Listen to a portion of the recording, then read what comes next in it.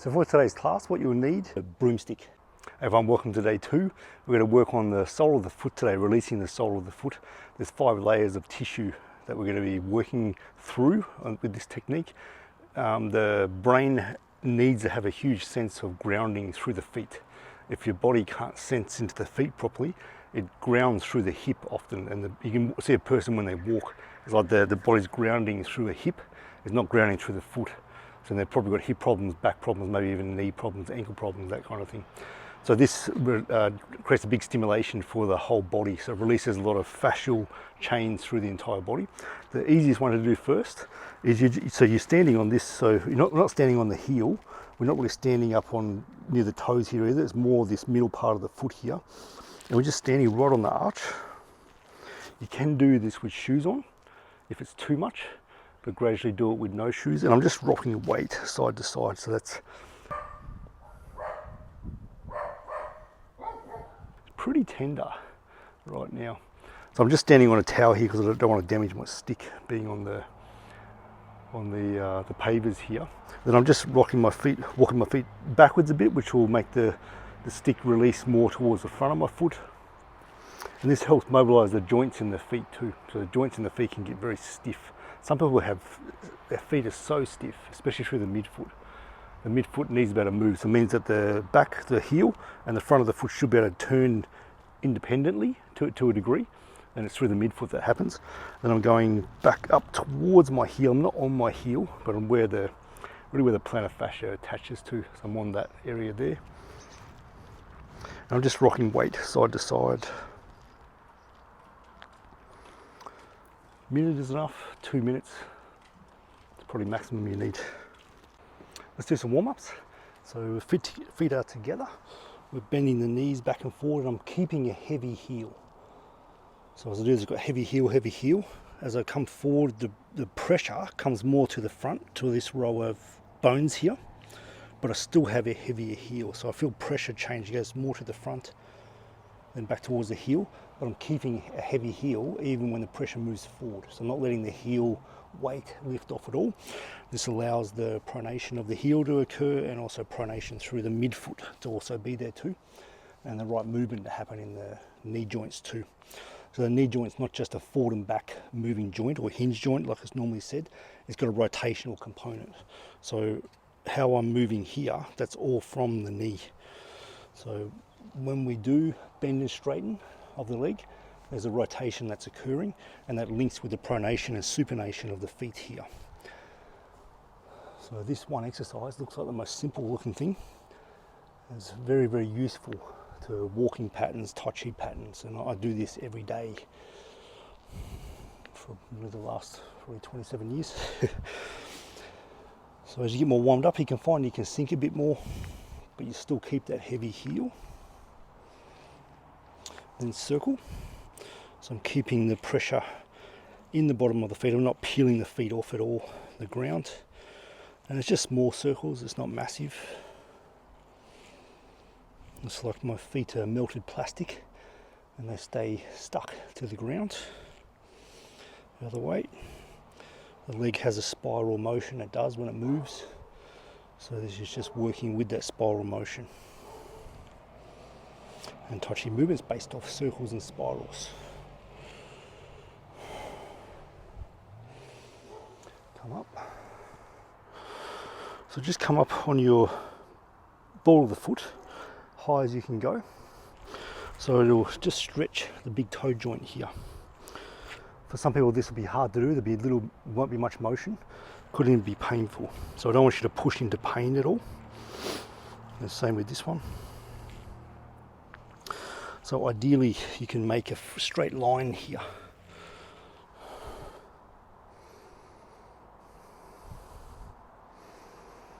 Circle the hips, just nice and loose, like you're inside a cylinder.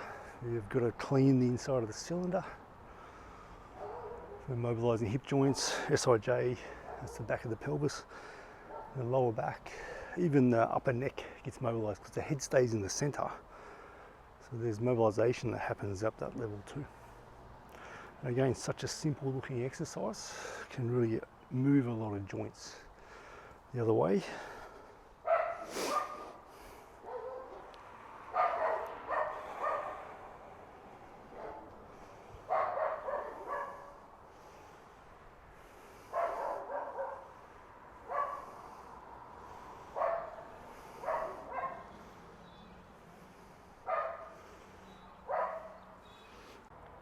So we're going to do a Fastengung exercise today. Fastengung means to relax and release from inside.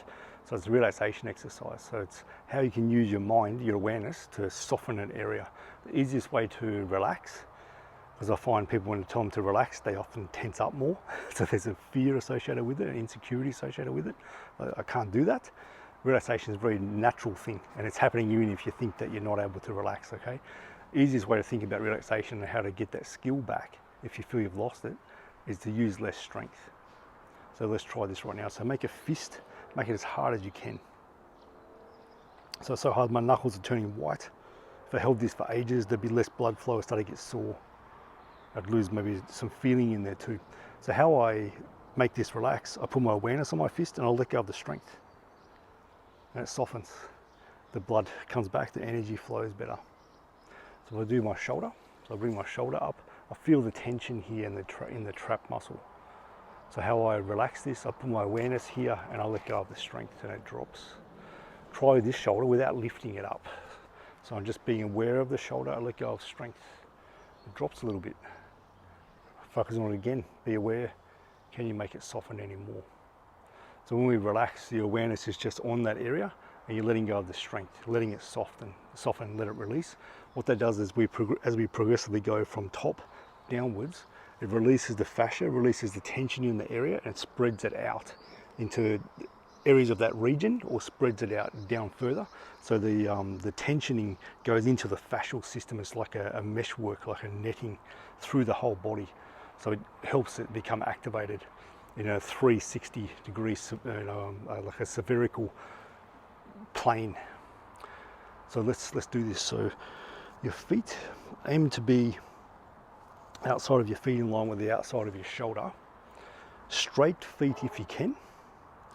If that feels really uncomfortable, a little bit splayed open is fine. But we have them straight. So over time, the joints become more symmetrical, more neutral. Often a lot of people have the right leg that's out like this because of what the pelvis is doing, whether it's rotated that way or that way. And it's compensating for rotation it doesn't have in one part of the joint or stiffness in the sacroiliac joint. So as soon as I've got this here, the feet joints can become more neutral over time, the ankle joints. So I haven't got one that's sitting in like this or sitting out like this. They become more neutral. Fibular head, the knee joints become more neutral. The hip joints find a neutral place, sacroiliac joint at the back. The L5 isn't so rotated and the whole body then can align itself better, okay, over time. But in the beginning there can be a bit of an ask for the body. So we just do this gradually. So if you need to have your feet a little bit open, that's fine. Then over weeks, months, we're gradually coming into your legs straight. So from here, I bend my knees and I bend my hip, just like I'm sitting on an invisible bar stool. So my spine's vertical. If I don't bend here, and I bend my knees, I've got this lean back with my body and it's straight here. So this is all going to be pressure on my knees, it's not going to be good. So I sit here, I make that bend, even just a little bit. So I can let my weight then sink through to my feet and I can spring. So I'm springing my knees, I'm letting this bend a little bit here. So there's a springiness in my feet, in my knees, in my hips, and letting weight sink into the feet. I've got a sense of a balloon drawing me up here. So the balloon's attached more to the back of my head. It's not attached here because if it's attached here, it pulls up. It would do this. So it pulls here, so the chin at the same time has a little bit of a pull in and a rise through here. So just very slight tuck. I don't want to do massively like this. Very slight. And a sense of a lift through the top of the head. And then from the top of the head downwards, everything's just sinking. Just like if you do a big breath and you're like, let it out. There's that sense of sink. We want that sense to come through, okay?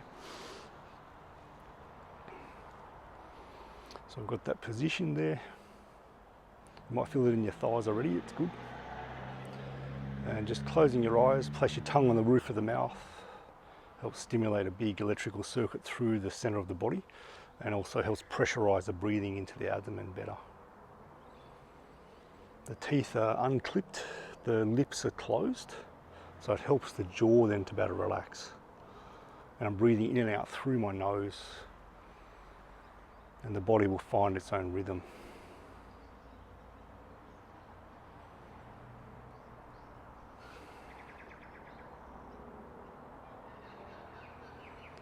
Just be aware of your head, especially the crown of your head. So you're relaxing the very crown, the very top of the head, letting it be soft. So allowing energy to flow into that area from above. And I'm relaxing inside my head, relaxing the jaw, the face, anything that feels compressed, letting it be soft, less strength.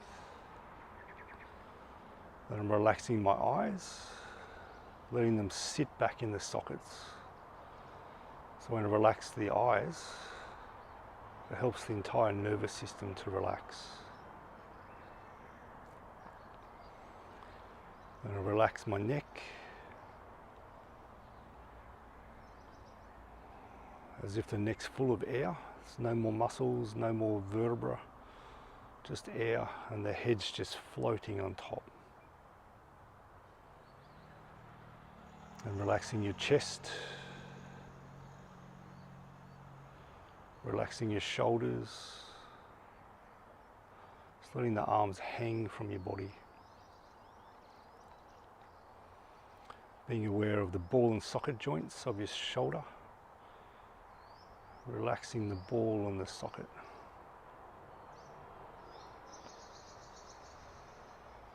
And relaxing the arms, let them be soft. Relax the fingers and the palms. Everything soften, less strength. It's okay to be at ease. And be aware of your chest and the upper back. Just letting go of compression, any compression that might be in there. No need to pull the shoulders back at all. So allowing the shoulders to drop, even a sense of the shoulders extending out to the sides, like they're getting wider rather than pulled back. And relaxing the abdomen, let it be soft, loose. Less strength in your lower back. So a natural connection starts to form between the upper and lower body through your lower back via the psoas muscle.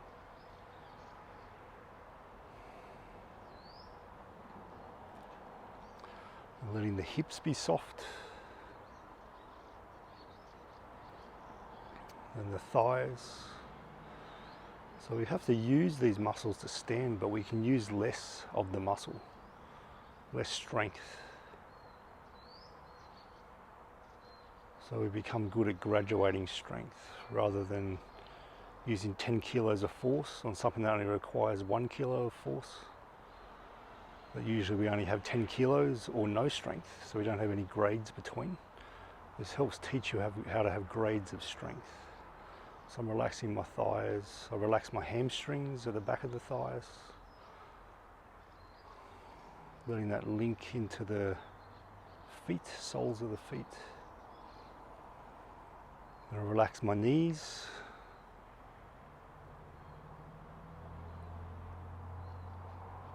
as if the knee joint's full of tight rubber bands that are all becoming slack. So the force can be redistributed into the shins, into the feet. And relax the shins and the calves. Just using the minimum amount of strength to stand here. And relax the ankles, the tops of the feet, the soles of the feet, and the toes.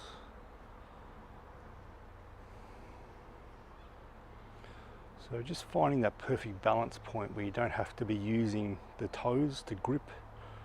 The tendons in your ankles and toes aren't sticking up. Finding that perfect balance point.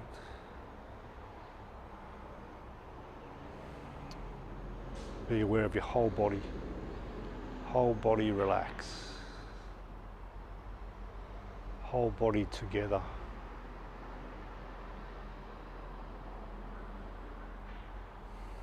And we let the mind relax.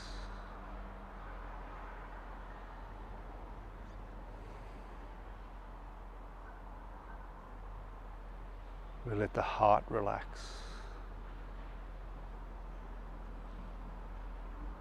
Relax the organs. Whole body together.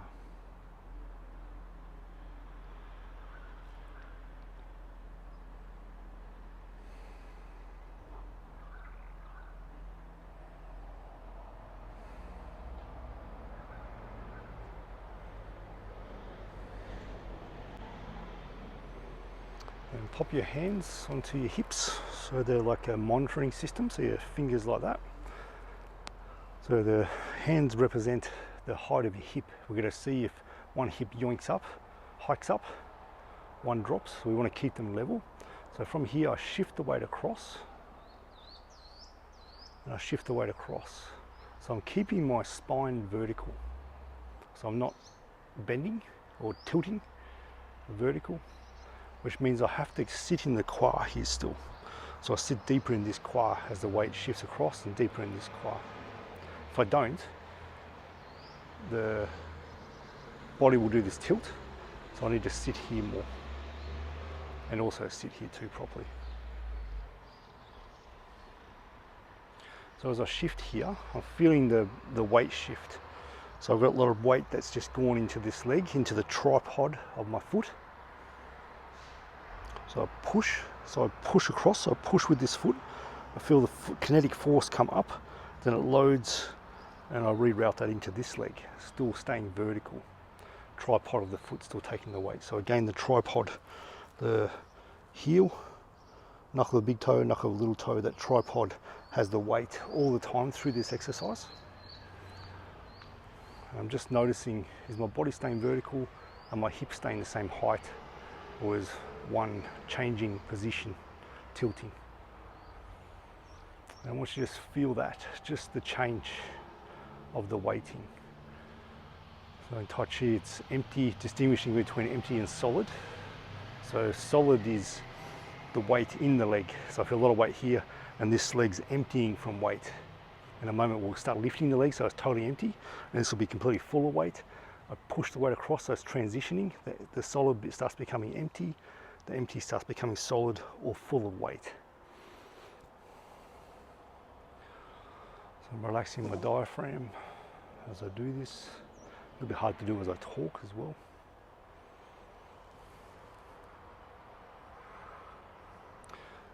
And as you do this, I want you to keep your knee in line with your big toe, or even in the middle here between first and second toe, so it doesn't drift in and it doesn't open out. So if I drift in too far, I lose pressure in this part of the tripod, and if I let it open too much, I lose pressure in this part of the tripod. So I just move enough where I still keep the pressure in the tripod, so it stays there all the time, and the knee's just got that little bit of movement that I might do, but it's aiming to stay in line here or here. And when we do that, it makes the hip move properly, the brain can ground sense better, and we're protecting the knees from being overloaded. So we'll just have a little rest.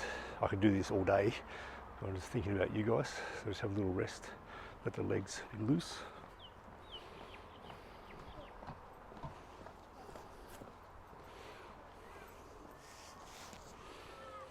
So let's sink back down again. So still sitting in the qua here, springy, and we're going to push across. So I push with this foot, it pushes the weight across. I feel the weight load into here. I lift the heel, so I feel this whole side here, whole side of my body is light, is empty of weight, and I've got all the weight going down through, it's pillaring down through this foot here. Shift the weight across again. So this is a fundamental skill within Tai Chi walking, to be able to get this really good, because it protects from injury, gets the fundamental principle that Tai Chi is based off with the yin yang, get that really functioning well. And it enables you to step really fast for those who want to do this for martial arts, and to have really solid power. It needs to be a very good clear delineation of yin and yang force in the body, opposite forces, and then the unification of those things too. So I'm lifting my heel each time, but I feel the weight empty, so I'm shifting weight, rerouting it to here. Then I feel I can easily lift that heel. Then I'm going to draw that foot in, lift the leg, down again. You can touch if you need to. Then we land on the toe first. Then align the foot so it's straight again. Shift the weight, lift the heel. When you can easily lift it, when it feels right, I lift that up, back down. I can touch, back your shoulder width again, angle the foot, shift, weight reroutes, lift the heel. We'll draw this across first, lift, at least to parallel to the floor with your shin, with your thigh, down again, step with the width, shift. So I'm keeping the shoulders dropped, belly relaxed. So when we stuck on one leg off and the body goes, wants to tense up, we keep everything still sunk down, relaxed. Step across again, put your hands on here again. Can you feel when you lift your leg, does your hip hike up? Does it change? We don't want it to, so it stays level.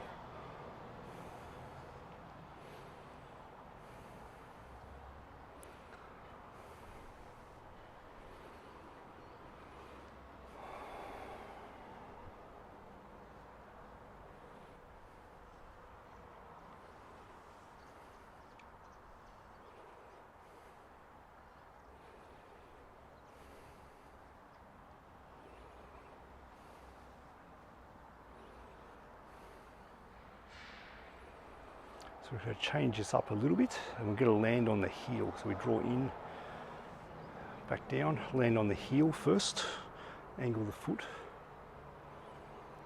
shift the weight, really loaded into here, shoulders relaxed, everything's sunk still into the tripod. Good alignment with that knee. Draw that one in, lift, down, land on the heel.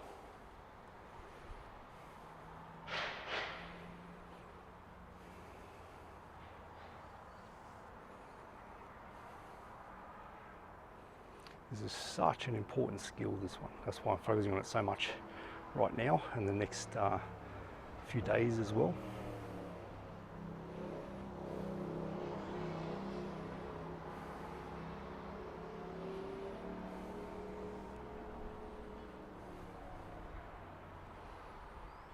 So from the side,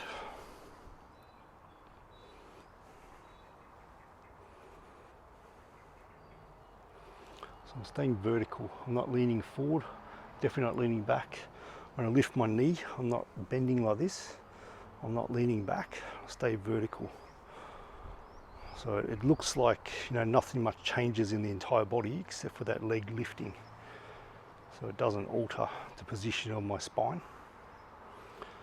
Having said that though, as I lift, I feel quite a bit of change in my body because there's actually, the body starts to connect and unite here.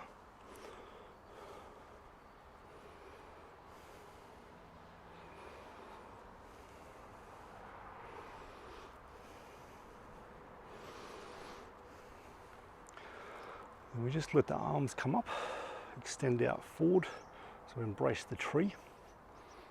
So we've got a roundness in the arms, like we're resting the arms on a balloon. The balloon wants to float up, the arms gently hold it down, about the length of a fist to even 2 fists between, so like the length of your foot even between. You can play with it, you can sort of feel which one feels best for you after a while. So if here feels good for me today. So the center of my palm points to the center of my chest. Elbows are dropped lower than the wrist, so I'm not like this. I'm just letting myself relax into this posture without losing the shape of it. I keep relaxing into the posture. I bring the bones into position, set them in position, then relax the soft tissue around them. That's pretty much what Tai Chi does all the time. So we're going to do this same exercise, but with the arms in this position. So the lifting of the leg, the weight transfer doesn't change the tensioning, doesn't change the position of the spine or the arms. And we'll land on the heel each time.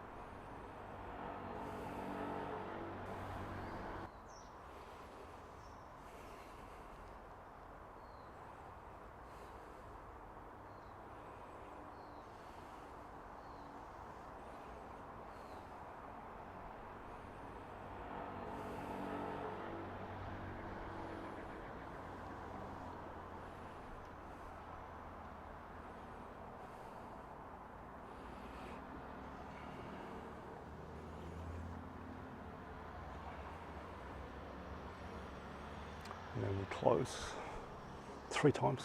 The awareness goes through the top of the head, out, down to the feet, in through the top of the head, anything that's risen, letting it settle down to the feet.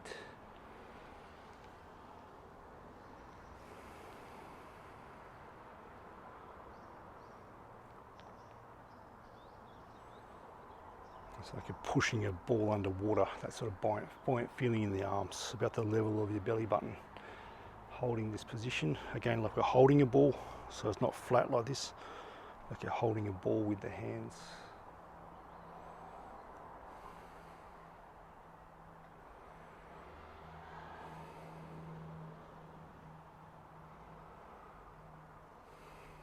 And just noticing how your body feels.